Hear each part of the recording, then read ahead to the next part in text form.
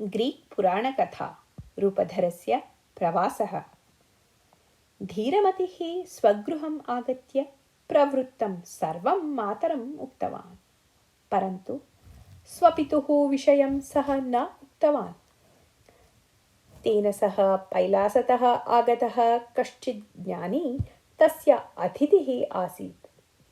तस्य अतिथेः भोजनानन्तरं धीरमतेः गृहे स्थिताः सर्वे दुष्टाः विशाले प्रकोष्ठे भोजनार्थम् उपविष्टवन्तः। तदा वृद्धवेषधारी रूपधरः तत्र आगत्य धीरमतिना दत्तम् आहारं खादित्वा अन्यान् सर्वान् आहारं याचितवान्।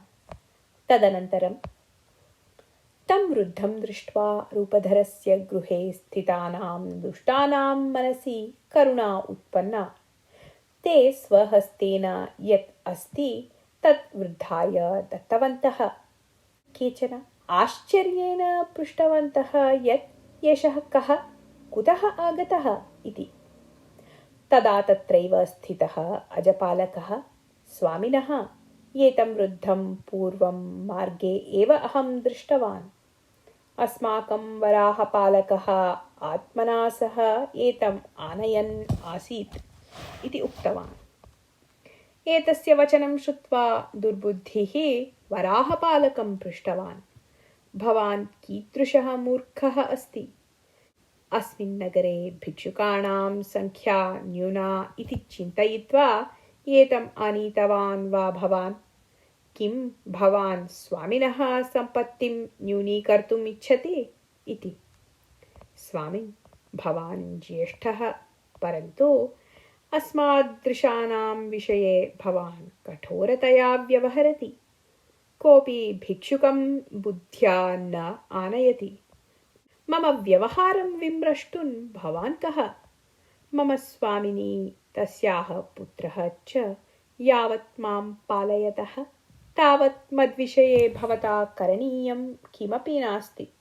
मया भवतः अभिप्रायः पुरस्करणीयः अपि नास्ति इति उक्तवान् वराहपालकः। तदा धीरमतिः वराहपालकं, किमर्थम् एवं कोपः भवतः? दुर्बुद्धेः वचनं सर्वदा एवम् एव भवति। ये अधिककथकाः भवन्ति ते किमपि कर्तुं न शक्नुवन्ति इति न श्रुतं वा भवतः? किमपि कर्तुं न शक्नोति सः। अतः तस्य वचनं श्रुत्वा अपि मौनं स्थितिः एव वरम्। यदि वयं किमपि वदामः तर्हि सः इतोपि अधिकं रटति। अन्यच्च तं दृष्ट्वा अन्ये अपि वक्तुम् आरभते इति उक्त्वा दुर्बुद्धिं पश्यन्, शक्तिमदस्य कारणतः भवान् वृद्धं बहिः प्रेषयितुम् इच्छति। एवं कदापि न करणीयम् एव। यदि सामर्थ्यम् अस्ति तर्हि किञ्चित् दातव्यं, किन्तु कदापि कठोरतया न व्यवहरणीयम्। सर्वदा भवतः आसक्तिः तु खादने एव भवति, न तु दाने इति उक्तवान्। अहो, भवान् उपदेशं करोति वा? मया एतस्मै वृद्धाय यावत् दीयते तावत् सर्वैः दीयते चेत् एषः वृद्धः पुनः अत्र न आगमिष्यति। अतः इदानीम् एतस्य दण्डनम् एव वरम् इति वदन् दुर्बुद्धिः स्वपादयोः अधः विद्यमानं पीठं हस्तेन गृहीतवान्। तावती काले रूपधरः सर्वेषां हस्तात् यत्किञ्चित् स्वीकृत्य दुर्बुद्धेः समीपम् आगत्य, स्वामिन्, एतेषां सर्वेषाम् अपेक्षया भवान् एव ज्येष्ठः इति भाति। अतः भवता मह्यम् अधिकम् एव दातव्यम्। पूर्वं कदाचित् भवतः इव मम अपि जीवनं वैभवयुक्तम् एव आसीत्। मम सहस्रशः सेवकाः आसन्, परन्तु दौर्भाग्यवशात् देवाः मां दुष्कृत्येषु प्रवर्तितवन्तः। अतः मम एषा गतिः। मम सेवकाः ईजिप्ट् देशे शत्रुभिः हताः। अनन्यगतिकः अहम् एकाकी सन् एवं देशसञ्चारं कुर्वन् अस्मि इति उक्तवान्। एषः मां किमर्थम् एवं पीडयति? सुखेन भोजनं कर्तुम् अपि अवकाशं न ददाति एषः। अये भिक्षुकस्य भवतः कियान् अहङ्कारः। भवान् दूरे एव तिष्ठतु, अन्यथा भवन्तं पुनः ईजिप्ट् देशं प्रेषयेयम्। अत्रत्या सम्पत्तिः अन्यस्य इति कारणतः ते सर्वे स्वेच्छया व्यवहरन्तः भवेत्, अधिकम् एव यच्छन्ति इति उक्तवान् दुर्बुद्धिः। स्वामी, भवान् ज्येष्ठः चेदपि बुद्धिविहीनः इव व्यवहरति। अत्र स्थितायाः अन्यसम्पत्तितः एव भवान् किमपि दातुं न इच्छति। एवं स्थिते अत्रत्या सम्पत्तिः भवदीया एव यदि स्यात् तर्हि किं भवान् अदास्यत्? अत्र खादनार्थं बहुविधम् अस्ति, रोटिकाखण्डं वा ददातु कृपया इति उक्तवान् रूपधरः। अहो, भवान् कीदृशानि वचनानि वदति इति वदन् दुर्बुद्धिः स्वहस्ते स्थितं पीठं रूपधरस्य दक्षिणभुजस्य उपरि क्षिप्तवान्। तस्मात् ताडनात् रूपधरः भीतः न अभवत्। सः दुर्बुद्धिं तीक्ष्णदृष्ट्या कोपेन च दृष्ट्वा द्वारसमीपस्थं स्वस्थानं गत्वा, अयि भोः, एतस्य गृहस्य स्वामिनीं परिणेतुं सिद्धाः महाराजाः। मम वचनं शृण्वन्तु भवन्तः। स्वसम्पत्तेः रक्षणार्थं कदाचित् अन्यः पीडनीयः भवति, तत् सह्यं भवति कदाचित्, परन्तु उदरनिमित्तं भिक्षाटनं कुर्वन्तः पीडनं तु सर्वथा उचितं न। अस्माकं रक्षकः भगवान् यदि स्यात् तर्हि एषः दुर्बुद्धिः श्मशानं प्रति गच्छेत् इति वेदनामिश्रितेन स्वरेण उक्तवान्। मौनम् उपविश्य खादतु भवान्, नो चेत् भवन्तं बहिः प्रेषयिष्यामि। जागरूकतया व्यवहरतु अत्र इति दुर्बुद्धिः कोपेन उक्तवान्। वृद्धस्य विषये कठोरतया व्यवहरतः दुर्बुद्धेः व्यवहारं तत्र स्थिताः सर्वे न इष्टवन्तः। भवान् किमर्थम् एतं वृद्धं पीडयति? कदाचित् देवः एव वृद्धरूपेण आगतः स्यात्। कदा किं भवति इति कः जानाति? इति सर्वे दुर्बुद्धिम् उक्तवन्तः। तेषाम् एकम् अपि वचनं दुर्बुद्धिः न श्रुतवान्। स्वपितुः अवस्थां दृष्टवतः धीरमतेः कोपः आगतः। सः स्वदुःखं कोपं च कष्टेन निगृहीतवान्। तत्र प्रवृत्तं वृत्तान्तं पद्ममुखी तस्याः सेविकाः च ज्ञातवत्यः। पद्ममुखी वराहपालकम् आहूय, एकवारं भिक्षुकं मम समीपम् आनयति वा भवान्? सः बहूनां देशानां भ्रमणं कृत्वा आगतवान् इति श्रुतं। सः मम पत्युः विषयं जानीयात् कदाचित् इति उक्तवती। वराहपालकः रूपधरस्य समीपं गत्वा, स्वामिनी भवन्तं द्रष्टुम् इच्छति, स्वपतेः विषयं भवन्तः ज्ञातुम् इच्छति इति उक्तवान्। तत् वक्तुम् इदानीम् उचितः समयः न। मध्याह्नानन्तरं कोऽपि यदा न भवति तदा आगमिष्यामि इति तां वदतु इति वराहपालकम् उक्तवान् रूपधरः। वराहपालकः एतं विषयं पद्ममुखीम् उक्त्वा धीरमतिम् उक्तवान्। स्वामी, इतः परं गत्वा अहं वराहरक्षणं करिष्यामि। एतं वृद्धं जागरूकतया पश्यतु। दुर्बुद्धिः एतं कथं निर्दयं ताडितवान् इति तु भवान् दृष्टवान् एव इति। वृद्धस्य विषये भवान् चिन्तां मा करोतु। भवता अवश्यं भोजनं कृत्वा गन्तव्यम् इति वराहपालकम् उक्तवान् धीरमतिः। भोजनं कृत्वा वराहपालकस्य गमनसमये मध्याह्नः आसीत्। सर्वेपि गायन्तः नृत्यं कुर्वन्तः च सन्तोषेण कालं यापयन्तः आसन्। तदा तत्र अपरः भिक्षुकः आगतः। सः सर्वदा नगरे अटन् भिन्नभिन्नविषयान् सङ्गृह्णन् सर्वान् वदति स्म। अतः सर्वे तं गुप्तचरः इति आह्वयन्ति स्म। सः भिक्षुकः अन्तः आगमनानुक्षणम् एव रूपधरं दृष्ट्वा, भोः, भवान् कः? भवान् स्वयं बहिः निर्गच्छति उत अहं भवन्तम् इतः प्रेषयामि इति पृष्टवान्। अहं भवन्तं किम् अपि न उक्तवान्, न वा पीडितवान्। अतः स्वस्य कार्यं भवान् करोतु। भवान् मां पीडयति चेत् अहम् अपि भवन्तं पीडयितुं जानामि इति गम्भीरस्वरेण उक्तवान् रूपधरः। भवतः अहङ्कारः अधिकः अस्ति। कः बलशाली इति द्रक्ष्यामि। अहं युवकः अस्मि। भवान् मां किमपि कर्तुं शक्नुयात् वा इति उक्तवान् भिक्षुकः। ततः उभौ अपि शुनकौ इव कलहम् आरब्धवन्तौ। एतत् दृष्ट्वा दुर्बुद्धेः परमानन्दः जातः।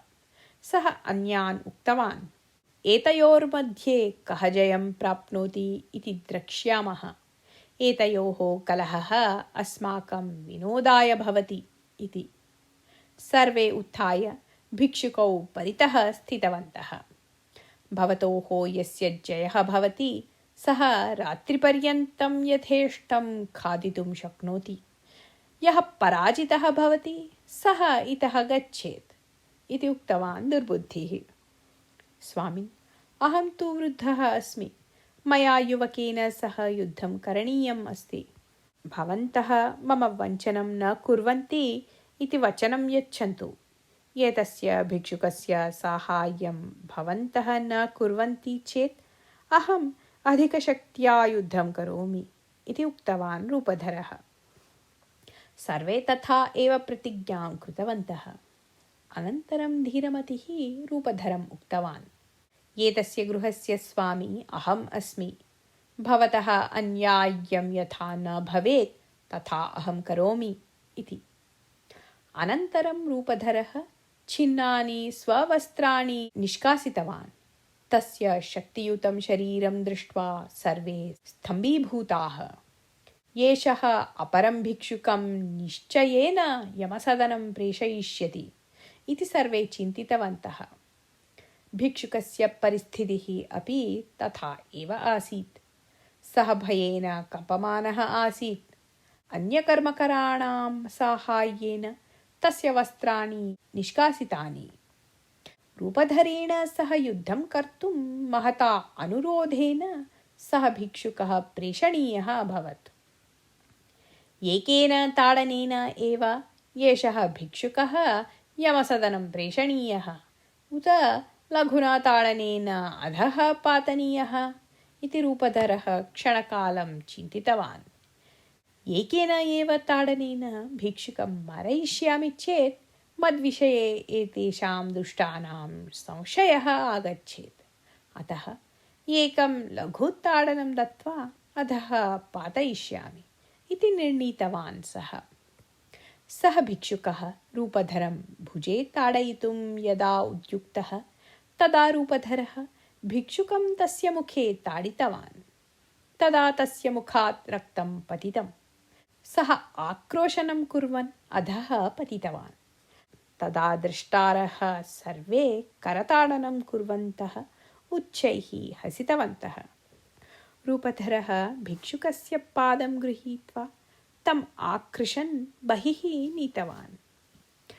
तत्र तं भित्तिपार्श्वे उपवेश्य तस्य दण्डं तस्मै दत्त्वा, शुनकाः वराः वा अन्तः यथा न आगच्छेयुः तथा भवान् पश्यन् भवतु। अहम् एव भिक्षुकाणां चक्रवर्ती इति मा चिन्तयतु। भगवतः अनुग्रहेण अद्य भवान् रक्षितः इति उक्तवान्। अनन्तरं स्वस्थानम् आगत्य तत्रैव उपविष्टवान् रूपधरः। सायं पद्ममुखी अधः आगतवती। तस्याः सौन्दर्यं दृष्ट्वा सर्वे आश्चर्यचकिताः। सा स्वपुत्रम् उक्तवती, धीरमते, एतेषु दिनेषु भवान् किमर्थम् एवं व्यवहरति? अस्माकम् आश्रये स्थितानाम् अपरिचितानाम् अपायः भवति चेत् अस्माकम् अपकीर्तिः भवेत् खलु इति। अम्बा, मम एतादृशं व्यवहारं दृष्टवत्याः भवत्याः कोपः सहजः, किन्तु किं करवाणि? एते दुष्टाः सर्वे मां परितः सन्ति इति कारणतः अहं किमपि कर्तुं न शक्नोमि। किन्तु अद्य यत् प्रवृत्तं तत् युक्तमेव। तस्य भिक्षुकस्य योग्यं दण्डनं जातम् इति मातरम् उक्तवान् धीरमतिः। दूरतः विपुलयोद्धा नामकः कश्चित् पद्ममुखीम् उक्तवान्, पद्ममुखी, भवत्याः सौन्दर्यं यदि देशे स्थिताः सर्वे द्रक्ष्यन्ति तर्हि सर्वदा अत्रैव भवत्याः गृहसमीपे एव अटेयुः, सर्वे भवतीं परिणेतुम् इच्छेयुः च इति। मम पत्युः गमनसमनन्तरम् एव मम सौन्दर्यम् अपि नष्टं जातम् अस्ति। पत्न्याः पतिः एव परदैवं भवति। पत्युः उपस्थितौ मम जीवनस्य अपि अर्थः आसीत्। तस्य कारणतः मया सुखसन्तोषादयः लभ्यन्ते स्म। तस्य उदारगुणाः वर्णनातीताः। गमनसमये मम मरणानन्तरम् अन्यं वृणोतु इति तेन उक्तम् इति तु सत्यम् एव, परन्तु मम स्वयंवरम् एवम् अवमानकररीत्या भवेत् इति न ऊहितवती आसम्। वराः ये सन्ति ते वधूनिमित्तं रजतं सुवर्णं च आनयन्ति, परन्तु एवं वध्वाः गृहे एव स्थित्वा तस्याः सम्पत्तेः नाशं तु न कुर्वन्ति इति उक्तवती पद्ममुखी। तदा दुर्बुद्धिः ताम् उक्तवान्, भवत्याः वचनं सत्यम् एव। वयम् अस्माकम् इच्छानुगुणं भवत्यै आभरणं दास्यामः, परन्तु भवती अस्मासु अन्यतमं यावत् पतिरूपेण न स्वीकरिष्यति तावत् वयम् इतः न गमिष्यामः इति। अनन्तरं सर्वेपि स्वकर्मकराणां द्वारा आभरणानि आनाय्य पद्ममुख्यै दत्तवन्तः। सा तानि आभरणानि दासीनां हस्ते दत्त्वा स्वप्रकोष्ठं गतवती। यदा सायंकालः जातः तदा सर्वेपि सुरां पिबन्तः विविधाः चेष्टाः कृतवन्तः। अनन्तरं विपुलयोद्धः, भवते उद्योगं दापयेयं, परन्तु भवान् अतीव अलसः, कष्टेन कार्यं न करोति इति रूपधरस्य उपहासं कृतवान्। बीजावापने, तृणकर्तने, कस्मिंश्चित् अन्यस्मिन् कार्ये वा स्पर्धाम् आयोजयिष्यामः, तदा कः अधिकं कार्यं करोति इति ज्ञायते। भवान् केवलवाचालः अस्ति। सः रूपधरः आगमिष्यति चेत् भवतः परिस्थितिः ज्ञायते इति विपुलयोद्धम् उक्तवान् रूपधरः। रूपधरस्य वचनं श्रुत्वा अत्यन्तं कुपितः विपुलयोद्धः पीठं स्वीकृत्य रूपधरस्य उपरि क्षिप्तवान्, परन्तु रूपधरः पार्श्वे गतः इति कारणतः अन्यस्य ललाटे पीठस्य घट्टनं जातम्। सः उच्चैः आक्रोशनं कृतवान्। तद्दृष्ट्वा सर्वे हसितवन्तः। तदा धीरमतिः अधिकारस्वरेण, कः एषः कोलाहलः? भवन्तः अधिकं पीत्वा मदोन्मत्ताः इव व्यवहरन्तः सन्ति। एतत् उचितं न। भोजनपानादिकं समाप्तम् अस्ति खलु, इतः परं गत्वा शयनं कुर्वन्तु इति तान् उक्तवान्। तदा सर्वे उत्थाय गतवन्तः। ततः तस्मिन् प्रकोष्ठे रूपधरः धीरमतिः च अवशिष्टौ। अनुवर्तते।